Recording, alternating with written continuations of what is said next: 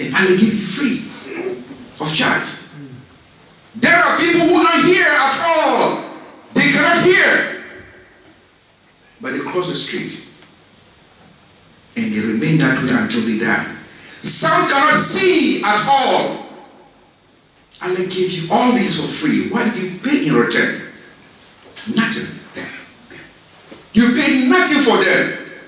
The only thing Allah wants you to understand is that in every day He has created for you 24 hours.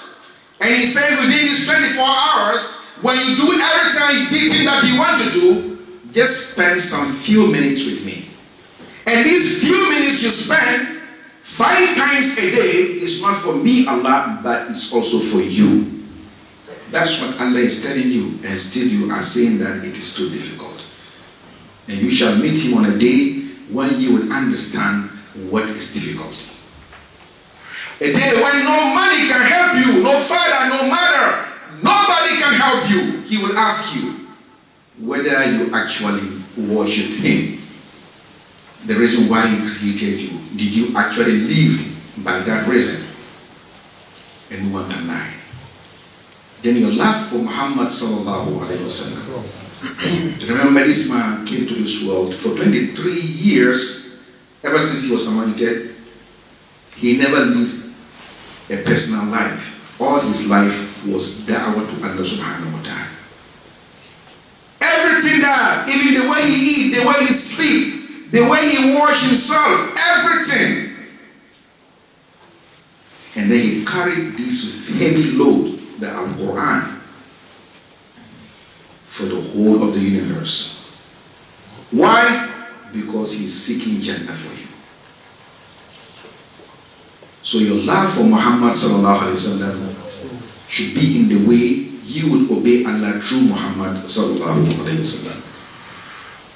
Then the final one, Allah subhanahu wa ta'ala, the Prophet Muhammad sallallahu alaihi wasallam says that we should love someone not for the sake of anything, but for the sake of Allah.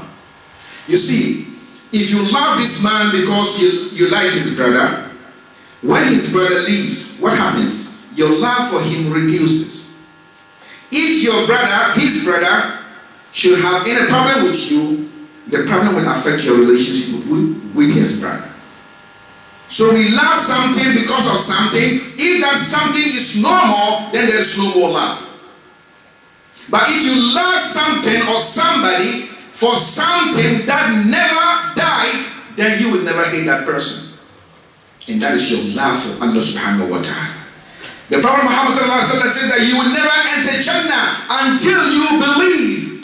And if you want to know how to believe, you should be lovers of one another. Then he says, should I direct you to something that you do? When you do, it will also do what? Bring your hearts together. He says, yes, Messenger of Allah. He says, say salam between one another. So salam alaikum has become what? A sunnah of the Prophet Muhammad sallallahu alaihi wasallam. And he says that when you fight, you have two people, they fight now, don't settle them now. Allow them for 3 days. Because at the time they are fighting, they are under the umbrella of Satan. So you try to bring them together, you are suffering. He said, allow them. And then after 3 days, they themselves will come back to their minds. Then you can work out. You love someone not for the sake of anything, but for the sake of Allah. Let's give an example. Hassan al-Basri rahimahullah, a tabi'i who never saw the Prophet Muhammad sallallahu alaihi wasallam, but he saw the Sahaba of the Prophet Muhammad sallallahu alaihi wasallam, one of the great believers in Islamic history.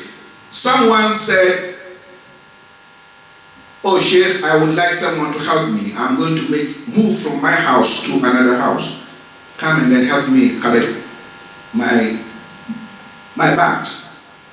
Then he asks you that when you're going home, pass the house of, let's say, Abdul Karim and tell him to accompany you. He passed there. Abdul Karim said, I'm making itikaf. You know what is itikaf? Confining myself between me and Allah. I don't speak to anyone. I don't do anything. I'm praying every time to Allah. Then he went to report to the Sheikh. The Sheikh said, tell him that his helping of his brother is more better for him than the itikaf he is making, and is more better than Hajj and Umrah. The Prophet Muhammad says that to take a step for the sake of Allah, we have to understand what he's saying. He didn't say for jihad. Because everything is jihad. Even coming to the mosque is jihad. So taking a step for the sake of Allah is better for you than the world and all that are contained in the world. Your brother wants you to help him lift something, hurry. Every step you take is more better for you than the whole world. You know what are in the world? We don't know. Why? Because there are too many we don't know. Only Allah knows. Let alone put a smile on the face of your brother. For example, you meet someone at a tram station, he wants to take a tram, he does this, there is no money. Then his heart will be boiling. He said, brother, this is 2 euros. 2 euros is nothing, correct? But the sort of happiness you bring for the brother, that alone will make love between you and the Muslim brother. See the one who is in trouble. He is asking for help. He wants help. Whatever the sort of problem he has, make sure you help him. We are in a strange place. Strange places like what we left our countries and come down here. Our children have now become children of this country. So we are how in some way related to the country. What we have to understand is that we have to help one another. Each and every one of us is going to die. You die here or you die in your country or you die anywhere that you want to die. It's not where you want to die, but where Allah wants you to die. We heard that a brother died just recently. Today they are going to bury him. He had shops in East Petersburg. I don't know who the brother is. Maybe I know him, but I cannot remember. May Allah bless him. That's why we have to shut him out. Some brothers have to go immediately after the khutbah. So my brothers, it's his time today. Tomorrow is going to be someone else. And that's how we are going to go one after the other.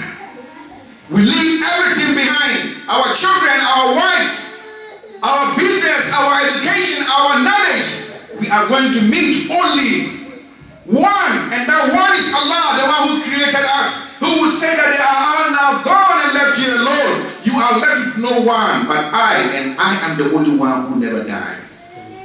What do you do between me and you? No one will ask you about your father, but they will ask you about Muhammad.